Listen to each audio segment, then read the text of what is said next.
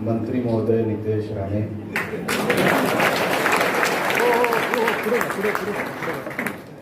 आता याची सवय लावायला लागेल. आणि सन्मान्य व्यासपीठ, आज खरं तर आमच्या राणे कुटुंबासाठी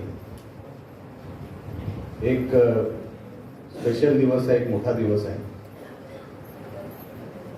नितेश मंत्री म्हणून आज जिल्ह्यामध्ये पहिल्यांदाच आपल्या समोर इथे येतोय, आलेला आहे. या गोष्टीचा आनंद शब्दात सांगू शकणार नाही, कारण का अगदी लहान वयापासून जे काय आम्ही नितेशला बघत आलो, नितेश आज जसा आहे तसा नेहमी नव्हता.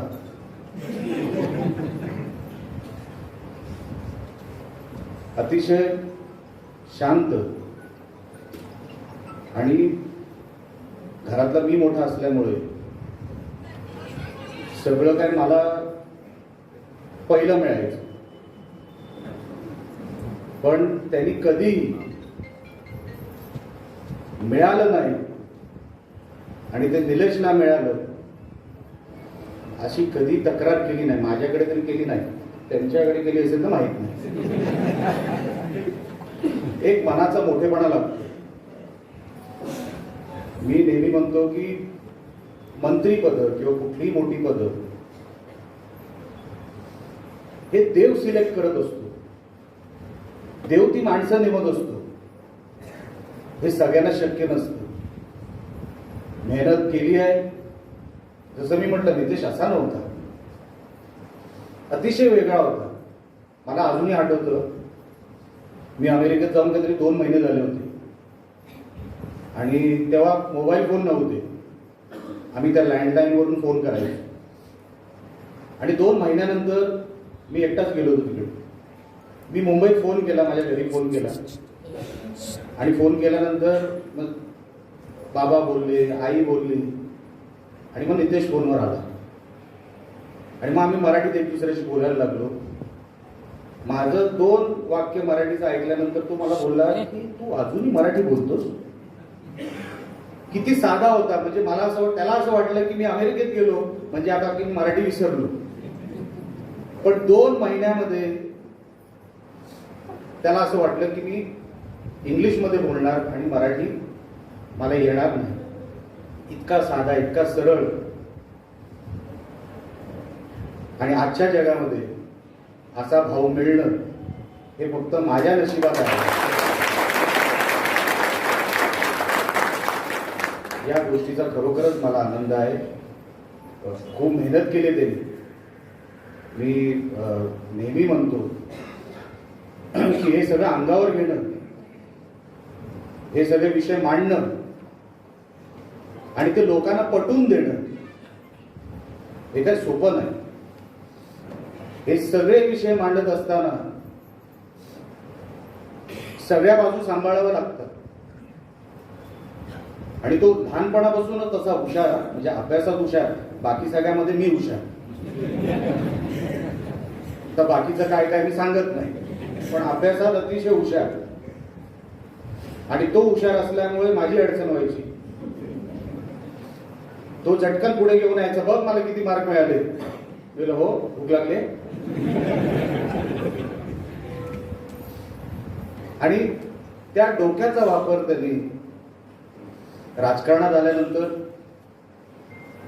जसा केला ना, खरोखरच त्याचं जेवढं कौतुक करावं तेवढं कमी आहे. फार लोकांना जमलं नाही ते,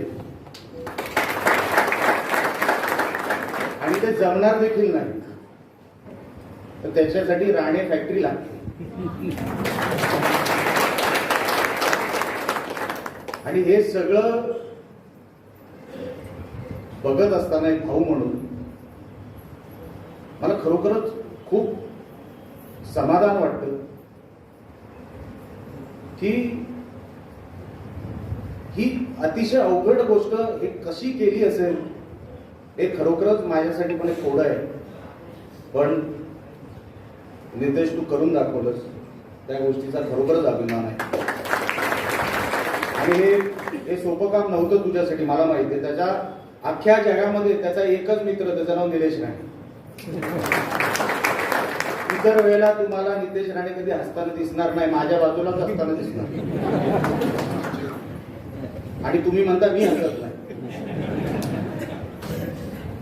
पण त्याच्या प्रामाणिकपणामुळे, त्याच्या सरळ स्वभावामुळे तो अनेक लोकांना राजकारणी वाटतो. दत्ता सामंत साहेब, तो राजकारणी नाही आहे.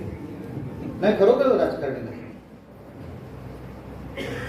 आज पण मंत्री झाला, म्हणजे सरळपणा किती असतो. पण मोठ्या भावाच्या नंतर मी कसा बोलू म्हणून माझ्यासाठी, माझ्या अगोदर तो इथपर्यंत आला. हे संस्कार जे राणे साहेबांनी दिले, आणि जो मनाचा मोठेपणा लागतो, अशीच माणसं देव निवडत असतो. आणि तसा नितेश राणेला देवाने निवडला. आणि नियतीचा खेळ बघा कसा असतो. राणे साहेब जेव्हा पहिल्यांदा मंत्री झाले, फिशरीज डिपार्टमेंट आणि पोर्ट डिपार्टमेंट हे तुमच्याकडेही होतं, आणि नितेशची मंत्री म्हणून सुरुवात पण या डिपार्टमेंट मधूनच झाली. तुम्ही कणकवलीचेच आमदार होतात, आज नितेश कणकवलीचाच आमदार आहे. तेव्हा मालवण जोडीला होतं, आज बाजूला जोडीला भाऊ आहे. हे सगळं नियतीने जोडून बघा कसं आणलं. दत्ता सामंत साहेब, अनेक लोकांनी आपल्या घराचे पत्ते बदलले, आज राणे आले. त्यांना वाटतंय की आता काय होईल. पण मी तुम्हाला सांगतो, नितेशचा स्वभाव बघून, आणि आम्हाला आता काम करायचं, आम्हाला आता कुठल्याही वेगळ्या विषयामध्ये काय जायचं नाही, वेगळ्या विषयात पडायचं नाही. आपल्याला लोकांनी विश्वासाने निवडून दिलं. नितेशला कॅबिनेट मंत्रीपद मिळालं, हे फार विश्वासाने पक्षश्रेष्ठीने दिलं, महायुतीच्या नेत्याने दिलं. ते कुठेतरी चांगलं त्याच्यातलं व्हावं.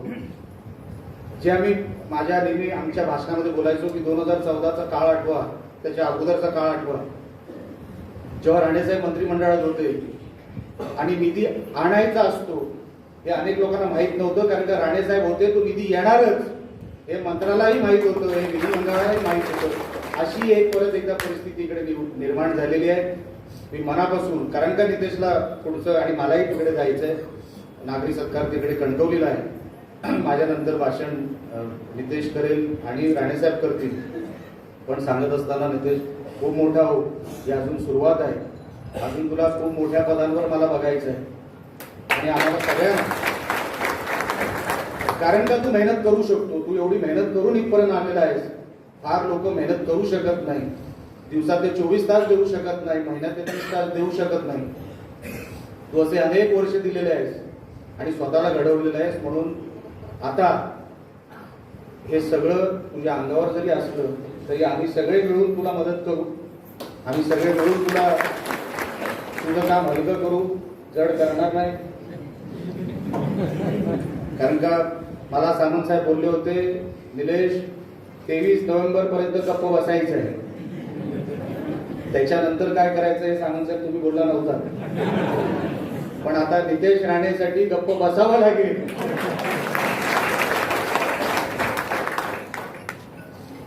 ह्या नेहमी अडचणी, पण ही चांगली अडचण आहे, ही माझ्या मनाला स्पर्श करणारी अडचण आहे. आणि 100% नितेशला जे सहकार्य लागेल, आम्ही भाऊ म्हणून आणि आमचा पक्ष म्हणून आम्ही 100% त्याच्याबरोबर उभे राहू, त्याला सहकार्य करू.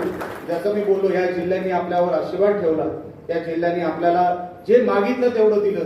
आता नितेश, आपली ही आता वेळ आहे,